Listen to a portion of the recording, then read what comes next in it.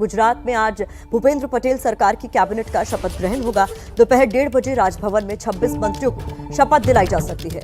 कन्हूभाई देसाई और नरेश पटेल का मंत्री बनना तय है। दोनों के पास शपथ ग्रहण के लिए फोन आया है। मंत्रिमंडल में नए चेहरों को प्राथमिकता दी जाएगी और महिलाओं की संख्या में बढ़ाई जा सकती है। जातीय समीकरण को बिठाने के साथ साथ साफ सुथरी छवि के नेताओं को कैबिनेट में तरजीह दिए जाने की रणनीति है। पहले मंत्रियों का शपथ ग्रहण कल ही होना था, लेकिन नए चेहरों को लेकर पेच फंसने के बाद शपथ ग्रहण समारोह को टाल दिया गया था। सूत्रों के मुताबिक भूपेंद्र पटेल पूरे मंत्रिमंडल में बदलाव चाहते हैं, जिस पर अंदरूनी कलह बढ़ गई है। तो आज आपको बता दें, भूपेंद्र पटेल का जो है मंत्रिमंडल में कई लोगों को शपथ लेना है, क्योंकि भूपेंद्र पटेल ने पहले ही साफ किया है कि वो पूरे मंत्रिमंडल में बदलाव चाहते हैं। इसी के बाद अंदरूनी कलह भी सामने आ गई। भूपेंद्र भाई रजनीकांत पटेल ईश्वर ने नामे सौगंध लऊं छू के कायदा। गुजरात को नया मुख्यमंत्री मिल गया। पहली बार विधायक बने भूपेंद्र पटेल ने मुख्यमंत्री की शपथ भी ले ली। लेकिन मुख्यमंत्री के साथ मंत्रियों की शपथ पर पेच फिलहाल फंस गया है और बार बार टल रहा है। पहले मंत्रियों का शपथ ग्रहण समारोह बुधवार दोपहर में होना था, फिर इसे शाम तक के लिए टाल दिया गया।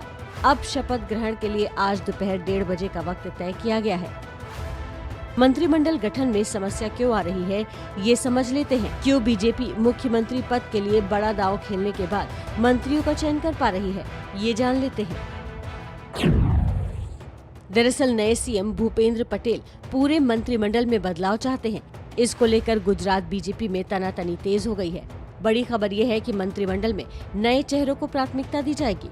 महिलाओं की संख्या भी बढ़ाई जा सकती है। जातीय समीकरण को बिठाने के साथ साफ सुथरी छवि के नेताओं को तवज्जो देने का प्लान है।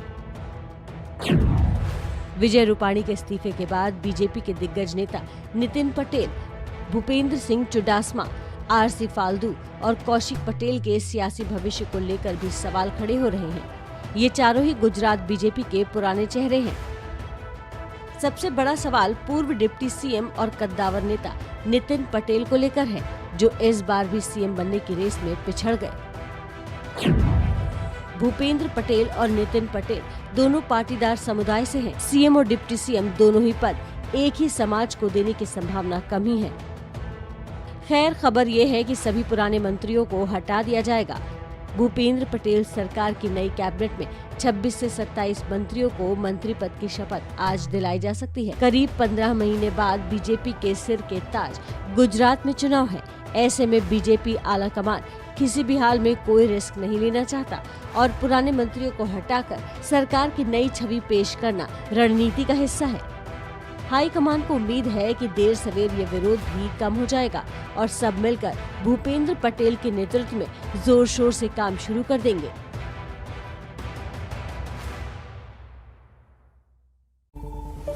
तो मंत्रिमंडल में किसे जगह मिलेगी और कौन होगा आउट, इसी पर बात करने के लिए रौनक पटेल हमारे वरिष्ठ सहयोगी हमारे साथ जुड़ गए। उनका रुख कर लेते हैं। रौनक, कैप्टन बदला तो ये तय माना जा रहा था कि टीम में भी बदलाव होंगे और वो आज देखा भी जाएगा। संभावित चेहरे कौन से हैं और किन पर जो है कुल मिलाकर पेच फंसा हुआ?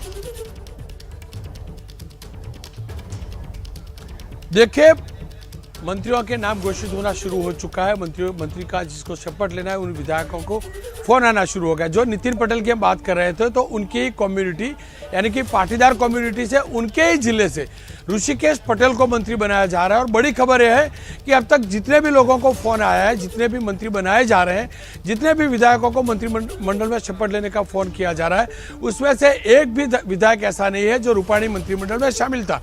यानी कि पूर्णतः रूप से नो रिपीटेशन की फॉर्मूला अपनाई जा रही है। जितने भी मंत्री रूपाणी मंत्रिमंडल में शामिल थे, उनकी जगह पे नए चेहरों को मौका दिया गया है। अब तक जो मेरे सामने जानकारी आई है उसके मुताबिक कन्हूभाई पटेल, दुष्यंत भाई पटेल, किरीट सिंह राणा, हर्ष संघवी, ब्रजेश मिर्जा, अरविंद रयाणी, ऋषिकेश पटेल, मनीषा वकील, जीतूभाई वाघाणी, देवा मालम, राघवजी पटेल, अमरेली के जेवी काकड़िया अहमदाबाद के जगदीश पंचाल, ये सभी नए लोग हैं। इतना तय कि पूरे मंत्रिमंडल में पूरा बदलाव हुआ है। जितने भी लोग थे पुराने, जितने भी पुराने मंत्री थे, उनको दूर किया गया है। उसकी जगह पे नो रिपीटेशन की फॉर्मूला लाई गई है। शायद गुजरात के इतिहास में ही, देश के इतिहास में पहली बार होता होगा कि उसी पार्टी की सरकार है और नई मिनिस्ट्री बन रही है जिसमें पूरा परिवर्तन है। अब जो बात कर रही थी आक्रोश का, तो जरूर जो पुराने लोग थे उनको दर्द हुआ था। पुराने लोग, कुछ जो वरिष्ठ नेता है उनको मिले भी थे, लेकिन उनको कल रात तक समझा लिया गया है। यानी कि बीजेपी गुजरात बीजेपी में अब किसी भी किस्म की बगावत की आशंका नहीं है। दुख जरूर है क्योंकि 3-3, 4-4 टर्म से मिनिस्टर रहे हो, 6-6 टर्म से विधायक रहे, उनको दुख जरूर है। लेकिन उनको बताया गया है कि पूरा बदलाव करने की जरूरत है। पूरा ढांचा जो है नया बनाया जा रहा है। एक बदलाव की ओर गुजरात को लेके जाना है, राजनीतिक बदलाव की ओर। तो रौनक, चूंकि खबर ये भी आ रही थी कि महिलाओं को तरजीह देने की बात इस नए मंत्रिमंडल में की जा रही है, तो कितनी महिलाएं हैं जिनको हम देखने वाले हैं इस मंत्रिमंडल में? देखिए, 3 महिलाएं होगी इस मंत्रिमंडल में। उसमें से एक मनीषा वकील जो है, शिक्षित महिला, उनको फोन आ चुका है। बाकी 2 महिलाओं को फोन आ चुका होगा, या तो कुछ दिनों में आ जाएगा। लेकिन बड़ी खबर है कि जीतूभाई वाघाणी, जो प्रदेश गुजरात के प्रेसिडेंट थे, CR पाटिल बने उसके पहले प्रदेश गुजरात बीजेपी के प्रेसिडेंट थे, उन्हें भी मंत्रिमंडल में शामिल किया गया है। जी, और क्या कुछ जानकारी निकलकर सामने आ रही है? नितिन पटेल के नाम को लेकर भी चर्चा हो रही थी, लेकिन क्या उनको कोई फोन गया?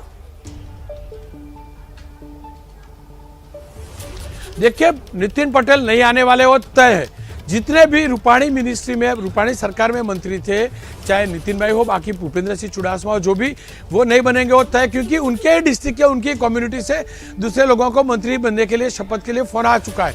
यानी कि पूर्णतः रूप से जितने भी पुराने मंत्री थे उन्हें काटा गया, उनकी जगह पे नए लाया गया। फिर से मैं बता देता हूँ, यहाँ पर जो भी खबरें चल रही हो, जो भी चर्चा आ रही हो कि बगावत होगी, सब वार्ता है। सब लोगों को कल समझा लिया गया है। भूपेंद्र यादव 2 दिन से सतत सबके संपर्क में थे, पार्टी प्रेसिडेंट भी संपर्क में थे प्रदेश के। सबको समझा लिया गया है कि ये बदलाव क्यों किया जा रहा है। और गुजरात बीजेपी में है कि अमित भाई शाह और नरेंद्र भाई मोदी की ओर से जो भी आदेश आता है उसको बीजेपी का बिल्कुल। तो जैसे कि रौनक, खबर आ भी रही थी कि भूपेंद्र पटेल पूरे मंत्रिमंडल में बदलाव चाहते हैं। बहुत शुक्रिया इस तमाम जानकारी के लिए। उसी हिसाब से पूरा मंत्रिमंडल बदल रहा है, कोई भी पुराना चेहरा इस मंत्रिमंडल में दिखाई नहीं देगा।